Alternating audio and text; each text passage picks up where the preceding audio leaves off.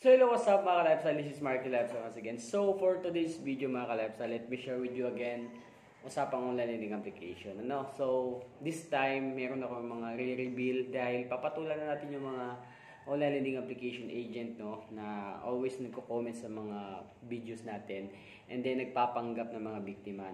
Actually, dati pa pinapatulan na natin yan at hindi tayo natatakot na i-reveal lahat ng mga negative activities nila sa kanilang mga borrowers.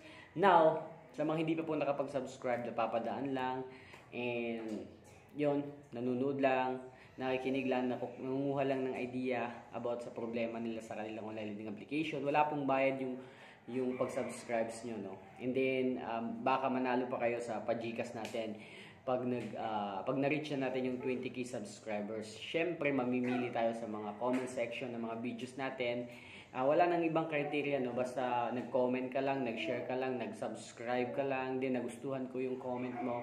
Matik po, mananalo po kayo sa pa-Gcash natin this coming basta ma-reach na natin yung 20k subscribers. So mamimigay tayo ng tig pa 500 na 10 tig pa 500 pesos sa pa-Gcash. Even though wala tayong masyadong kinikita sa channel na to, but still syempre share natin yung mga blessings na natatanggap natin this year, Then actually babalik ko lang yung kung ano yung mga binigay nyo sa akin. Actually kayo yung dapat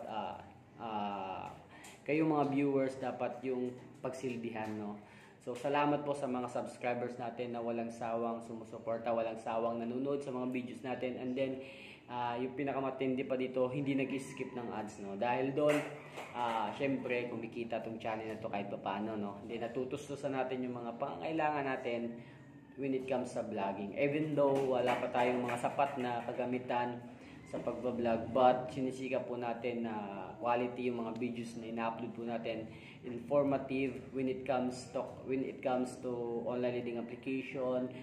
Syempre nag-share, kahit wala tayong ganong kagandang mga pang-vlog na materials, items or yon pag-vlog,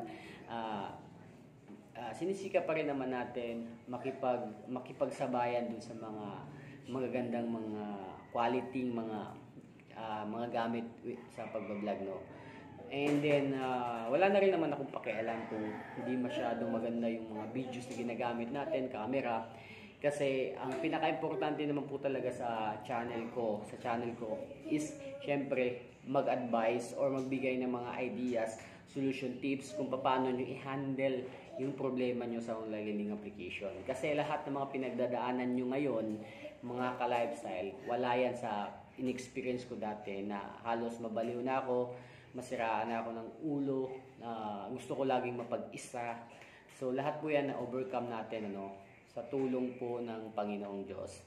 Then, hindi ko naman sinasabi na huwag niyong bayaran lahat ng mga online lending application nyo, Kung kaya nyo pakipag-usap ng mahinahon, gawin nyo, And I think meron namang mga online lending application na napapakiusapan. But yung mga iba, almost lahat is hindi, Sisigawan ka, mumurahin ka kagad, sasabihin mo na pwede principal na lang, pwede yung actual balance na lang na hinira mo. Hindi talaga yung papayag sila, Then, pag sinabi namang magbibigay sila ng promo or discount, in that particular amount lang yung babayaran mo, maku-switch na lahat or mawawala na, maku-close na yung account mo. Huwag po kayo basta-bastang maniniwala sa mga ganyang strategy, Kasi most of the time, meron ako mga subscribers na ganyan yung ginagawa. Nagbabayad through promo, through discount, but still, pag open nila sa account nila sa apps, is nandoon pa rin yung balance nila. So, hindi nabawasan.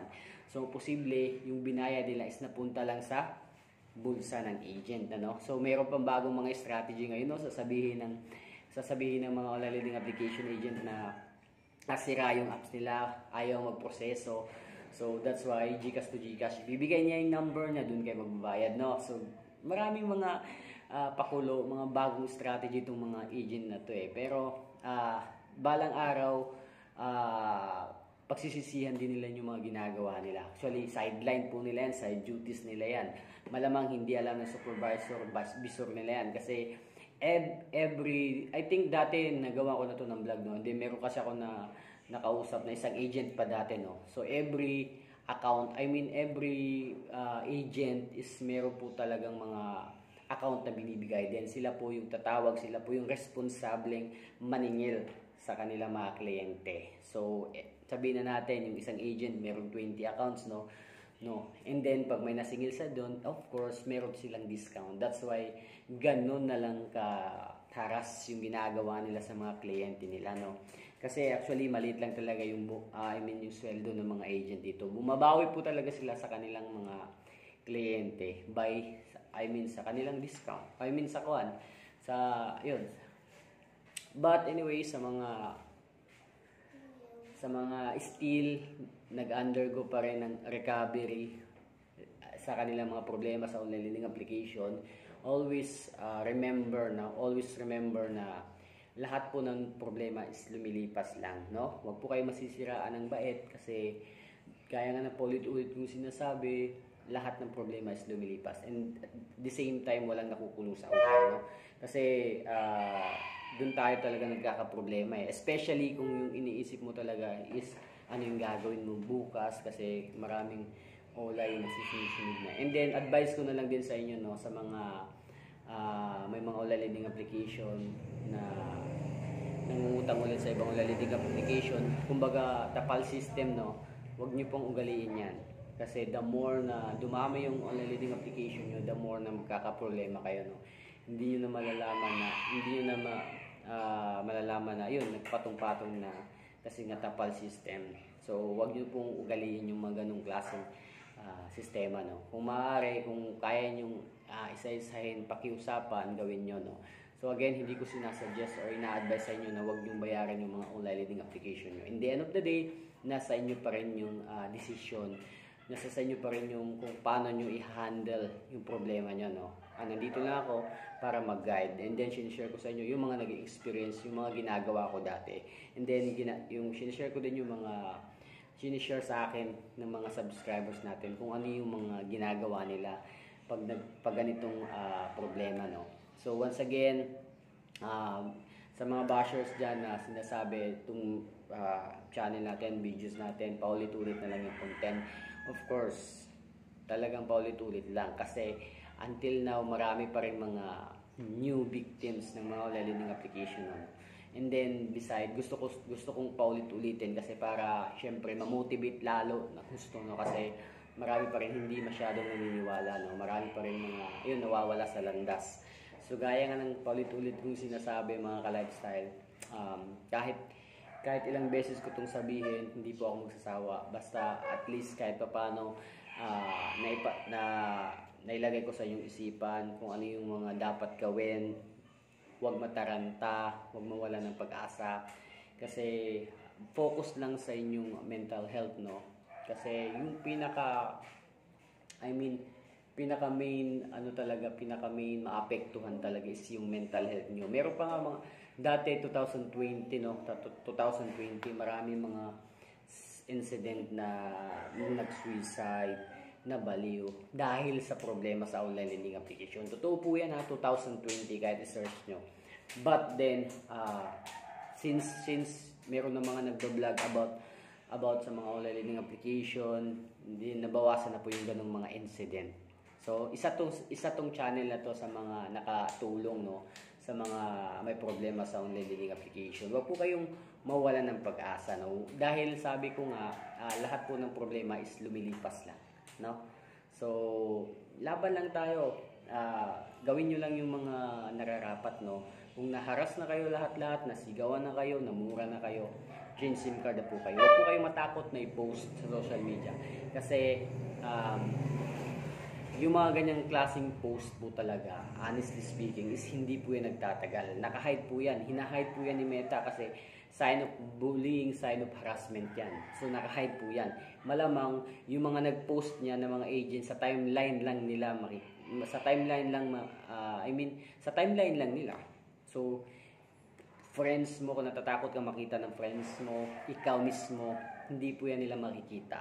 Okay?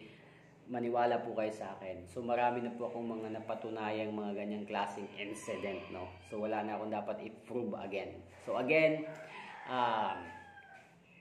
ano pa ba? Again, sa lahat po ng mga may problema sa online learning application, please, just visit my channel, try to scroll up, hanapin nyo yung mga tips na binabanggit natin kasi alam ko talaga 100% nakakatulong tong channel na to, no? Even though, gaya nga nasabi ko, walang kinikita, but ang pinaka-importante naman dito is nakakatulong tayo sa kapwa natin, especially yung lugmok na talaga, no? Kasi pinagdaanan po talaga natin yan. Yung mga experience nyo ngayon, wala yan sa akin dati. Wala yan din sa mga una pang mga naging biktima ng online learning application na nagko-commit ng suicide at kung ano-ano pa naapektuhan yung family, no? Sobra pa. So, sobra pa sa mga nararanasan nyo ngayon, yung naranasan ng mga biktima dati. So, huwag kayong matakot kasi lilipas din yan, maniwala kayo. So, yun lang mga ka-lifestyle, no? Hanggang dun lang. So, once again, sa mga hindi pa po nakapag-subscribe sa ating munting channel, please do like, share, subscribe, and pakihit na rin yung notification bell nang sige ma-notify po kayo sa susunod na mga interesting video na i-upload po natin, especially usapang online learning application. So, yun lang po. Hanggang sa muli. Keep tuning to my channel. God bless po. Peace.